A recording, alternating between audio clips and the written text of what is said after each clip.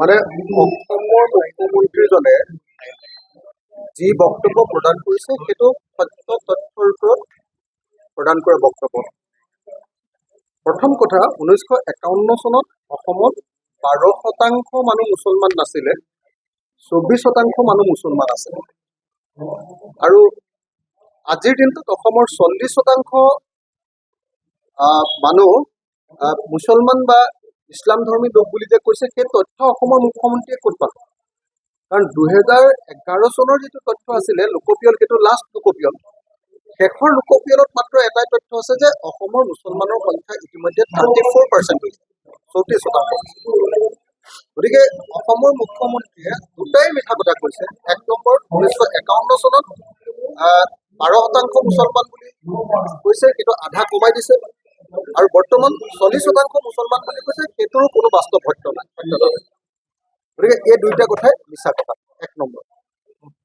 দুই নম্বৰ বস্তুটো হ'ল যে অসমৰ মুখ্যমন্ত্ৰীয়ে সমস্যাটো সমাধান কৰিবৰ কাৰণে, অৰ্থাৎ অসমৰ মুছলমানসকলে অসমৰ খিলঞ্জীয়া মানুহৰ ডাঙৰ সমস্যাৰ সৃষ্টি কৰিছে বুলি যিটো কৈছে, সেই কথাটো সমাধান কৰিবৰ কাৰণে অসমৰ মুখ্যমন্ত্ৰীয়ে এই বক্তব্য দাঙি ধৰা।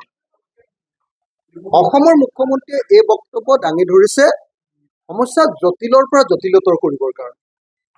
অৰ্থাৎ খিলঞ্জীয়া মানুহক সুৰক্ষিত কৰিবৰ কাৰণে অসমৰ মুখ্যমন্ত্ৰীয়ে এই বক্তব্য দাঙি ধৰা নাই।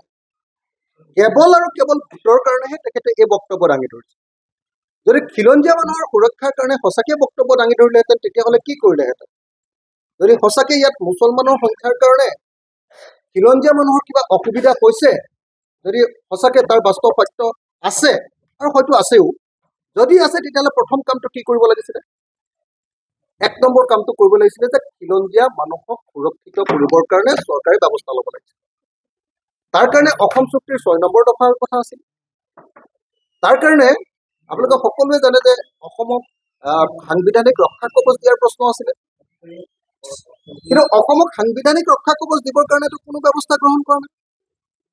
অসমৰ 6 জনগোষ্ঠীৰ জনজাতিকৰণ কৰি অসমৰ মুখ্যমন্ত্ৰী আৰু মুখ্যমন্ত্ৰীৰ পদটো যদি জনজাতিৰ কাৰণে সংৰক্ষণ কৰি দিলেহেঁতেন, তেতিয়াহ'লেতো খিলঞ্জীয়া মানুহৰ মানে সংখ্যালঘু মানুহৰ পৰা বা এনেকুৱা প্ৰব্ৰজিত মানুহৰ পৰাতো কোনোপধ্যে কোনো ধৰণৰ সংকট নাহিলেহেঁতেন। অসমৰ ৰাজনৈতিক অধিকাৰ তেওঁলোকে কাঢ়ি ল'ব নোৱাৰিলেহেঁতেন।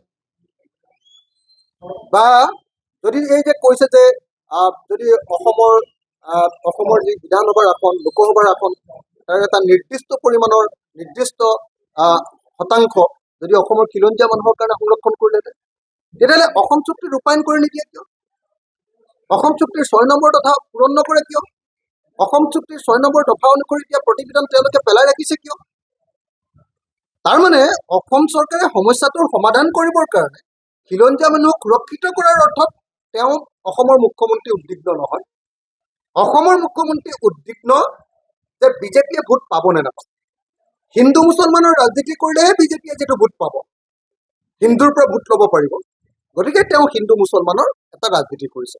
গতিকে অসমৰ মুখ্যমন্ত্ৰী ডাঙৰীয়াই এনেকুৱা বিভাজনকামী, এনেকুৱা সংঘাতপূৰ্ণ, এনেকুৱা সমাজ অস্থিৰ কৰা 2 নম্বৰী ৰাজনীতিৰ পৰা আঁতৰি আহিবৰ কাৰণে আমি অসমৰ মুখ্যমন্ত্ৰীক আহ্বান জনাইছোঁ।